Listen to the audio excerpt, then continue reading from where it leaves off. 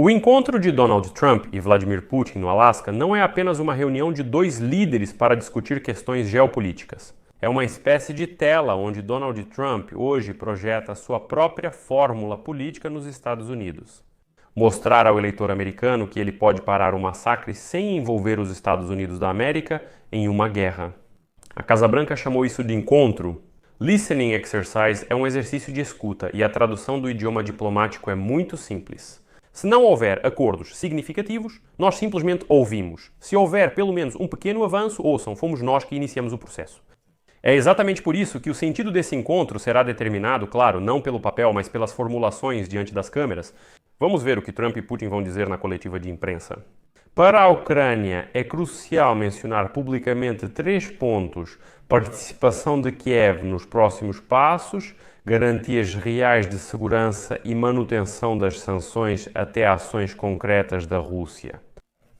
Mas nessa história, o contexto interno dos Estados Unidos da América está muito ligado. E as próximas eleições para o Congresso, junto à preparação para a campanha presidencial dos republicanos. Neste episódio, discutiremos o contexto interno dos Estados Unidos da América nessas negociações no Alasca, envolvendo motivos de Donald Trump e a estrutura das negociações. Ou seja, como não transformar essa visão de mundo em uma armadilha para a Ucrânia. Trump pode, infelizmente, fazer isso, mostrar ao eleitor uma boa imagem de parar o massacre, mas não de encerrar a guerra. Agora vamos entender tudo isso. Meu nome é Alexei Petty, hoje é 15 de agosto no calendário. E antes de começarmos, peço que se inscreva no canal, deixe um like, escreva qualquer comentário seu e não se esqueça de se inscrever no meu canal. O link está na descrição. Lá publicamos notícias em tempo real. Então vamos começar pelo fato de que Kiev já colocou na mesa aquilo que Trump e os europeus são obrigados a levar em consideração. Zelensky fez videoconferência com Trump e líderes da União Europeia em 13 de agosto e desde as primeiras frases definiu o tom. Citação: Putin está blefando. Ele está tentando pressionar antes da reunião no Alasca e fingir que as sanções não funcionam. Na verdade, as sanções estão destruídas. Elas ajudam e também atingem a economia russa e assim por diante. Ele comentou com sinceridade sobre o desequilíbrio de recursos. Citação: a artilharia russa é 3 vezes maior, mas o inimigo sofre 3 vezes mais perdas. Depois vem um diagnóstico das intenções. Citação: Putin não quer paz, mas ocupar nosso Estado. Precisamos de mais pressão, com sanções americanas e europeias. E sabe, todas essas teses de Volodymyr Zelensky não são apenas algum tipo de apelo emocional? Desses princípios, Zelensky afirma que Trump aceitou usá-los como base nas negociações com Putin. Tudo o que diz respeito à Ucrânia é discutido apenas com a Ucrânia. Cessar fogo e segurança confiável primeiro, depois o restante. Rússia não tem veto sobre a escolha europeia ou da OTAN de Kiev. As sanções aumentam se Moscou recusar o cessar-fogo enquanto as negociações seguem sob pressão. Trump já deixou claro hoje o que é importante. Ele diz: não, questões territoriais sem a Ucrânia não vou discutir. A palavra final sobre esse assunto será da Ucrânia. Esses 5 princípios já funcionaram em parte e a Europa se adaptou publicamente e de forma rígida a eles. O chanceler da Alemanha, Friedrich Merz, disse algo que o Kremlin, claro, não gosta de ouvir. Citação: a Ucrânia está pronta para discutir questões territoriais, mas o ponto de partida deve ser a linha de frente, e o reconhecimento da ocupação russa não está em discussão. E então acrescentei 2 condições-chave. Citação: Kiev deve participar das próximas negociações e a Ucrânia precisa de garantias de segurança duradouras. O presidente da França, Emmanuel Macron, destacou que Trump busca um cessar-fogo na Ucrânia, mas questões territoriais exigem a participação ucraniana.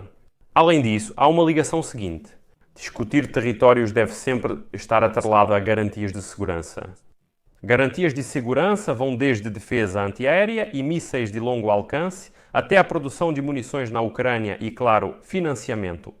Os Estados Unidos da América, nesse contexto, usaram sua principal arma, as sanções.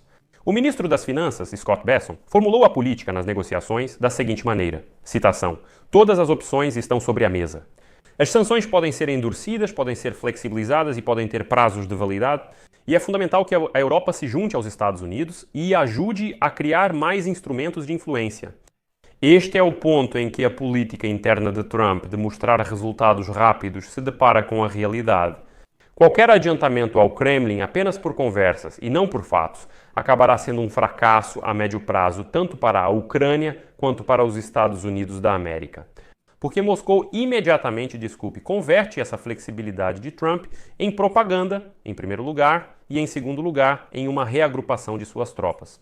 Ou seja, sim, Trump pode anunciar que, vejam, conseguimos um cessar-fogo, mas nada além disso. E no final, a curto prazo, parece uma vitória. No médio e longo prazo, tudo pode se transformar em uma grande catástrofe. E aí entra em cena a política interna dos Estados Unidos. O presidente Trump quer mostrar que é capaz de parar a guerra onde Biden permitiu que ela escalasse. Essa é uma citação do conselheiro de comunicação da Casa Branca, mencionada pelo Washington Post em uma matéria desta manhã. Segundo o jornalista do Washington Post, essa frase resume a tarefa da equipe: usar a cúpula para criar a imagem de pacificador. Antes do início da fase decisiva da campanha eleitoral para o Congresso e, em seguida, a transição para a campanha presidencial. Segundo informações da Reuters, a equipe de Trump evita deliberadamente formulações específicas sobre o conteúdo das negociações para deixar espaço para a manobra e não provocar uma crise política caso o encontro não traga resultados concretos. Um dos funcionários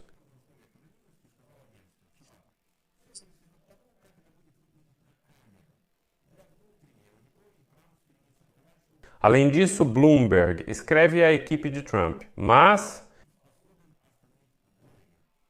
a tática pode pressionar a Ucrânia a decidir rapidamente, só para aparecer nas notícias da noite. Além disso, a Bloomberg escreveu hoje que a equipe de Trump está considerando possíveis acordos com Putin sob a ótica da economia interna dos Estados Unidos da América. Citação: se o resultado do encontro ajudar a reduzir os preços da gasolina e a inflação, isso será um bônus eleitoral. Por isso, tanta cautela ao falar sobre sanções. O ministro das Finanças dos Estados Unidos da América, Scott Bessent, afirmou: todas as opções estão na mesa. As sanções podem ser endurecidas, flexibilizadas ou ter prazos de validade. Por que a política interna, o contorno político dos Estados Unidos da América, é tão importante? Porque isso explica por que Trump agora vai buscar uma fórmula de cessar-fogo aqui e agora. Para o eleitor dos Estados Unidos da América, esse resultado é compreensível e foi obtido no primeiro dia. Após o encontro com Putin, cessar-fogo imediato ou acordo para breve trégua. Mas a Ucrânia, sabe, já pagou por essas tréguas, sem garantias em Minsk I e Minsk II, e aqui a principal proteção é a concretude pública. Se hoje, depois do encontro no Alasca, ouvirmos, sabe, uma frase do tipo: nós concordamos em diminuir a intensidade dos combates. Isso deve ser uma frase com 3 marcadores. Qualquer discussão sobre o tema exige participação da Ucrânia, garantias de segurança para o país, manutenção das sanções contra a Rússia e presença de Hollywood, até que todas as condições sejam cumpridas. Sem isso, toda pausa é um novo status quo para o Kremlin. Vou acrescentar aqui a motivação de Moscou. O Kremlin precisa de uma pausa que possa ser apresentada como um passo em direção à paz.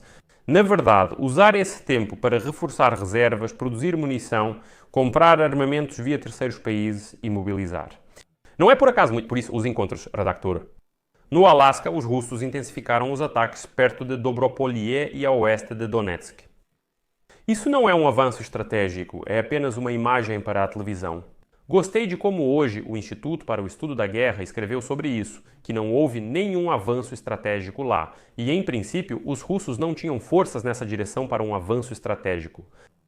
Era necessário gerar barulho informativo e mostrar uma imagem bonita, como se estivéssemos avançando e rompendo a linha de frente em todos os lugares. Por isso seria melhor para Trump aceitar as condições de Putin. Essa é justamente a carta na manga que, sabem, o Putin transforma em argumento. Tipo, vamos agora cessar fogo, consolidar bem a linha de contato e todo o resto a gente discute depois. Isso se, de novo, a gente discutir depois caso a Ucrânia não esteja pronta para entregar todos os territórios de imediato. Nessa posição de xadrez, há 3 cenários. O cenário otimista é que a Ucrânia negocia sanções até a Federação Russa cumprir as condições. A opção de compromisso reduz os combates, mantém a promessa de formato tripartite e não alivia sanções. Até logo. E negativo é manter o status quo, silêncio na linha de frente em troca de promessas e garantias vagas e possíveis flexibilizações nas sanções. Ou seja, basicamente Putin simplesmente ganha uma pausa e só isso, né? A Ucrânia, na verdade, não recebe nada, né? A Ucrânia também ganha uma pausa, você pode dizer, mas a curto prazo isso é uma vitória. No médio e longo prazo, isso pode se transformar em uma catástrofe. E essas não são palavras minhas. Análise de especialistas ocidentais. Conclui-se que Donald Trump não deve buscar a imagem de pacificador nos Estados Unidos da América às custas da Ucrânia. Isso se evita com uma frase honesta diante das câmeras de Donald Trump. Se hoje ele afirmar que concordamos sobre a necessidade de cessar fogo, todas as negociações futuras só com participação da Ucrânia, garantias de segurança e sanções mantidas até ações reais de Moscou. Será uma vitória para arranque Ucrânia e Europa? Se não desculpe, mas isso é convite aos acordos de Minsk III, só que agora com apostas ainda maiores. E sim, vou repetir as palavras de Zelensky, porque essa é a essência do momento. Putin está blefando. As sanções realmente ajudam e atingem a economia russa. O blefe só vence onde acreditam nele. Hoje, ao que parece, é justamente o dia em que não se pode confiar em Putin. É preciso abordar essas negociações de uma maneira completamente diferente. Mas aqui vou colocar reticências. Estamos aguardando as negociações, aguardando os resultados, aguardando a coletiva de imprensa. Com certeza vou cobrir todos os acontecimentos neste canal do YouTube. Por isso, inscreva-se. Escreva nos comentários suas expectativas sobre o encontro e não se esqueça de ativar o sininho para receber notificações sobre os novos episódios. Para apoiar este canal do YouTube, faça uma doação pelos links na descrição ou pelo QR Code na tela. É isso, cuidem-se. Até mais, pessoal. Legendas de Matorzok.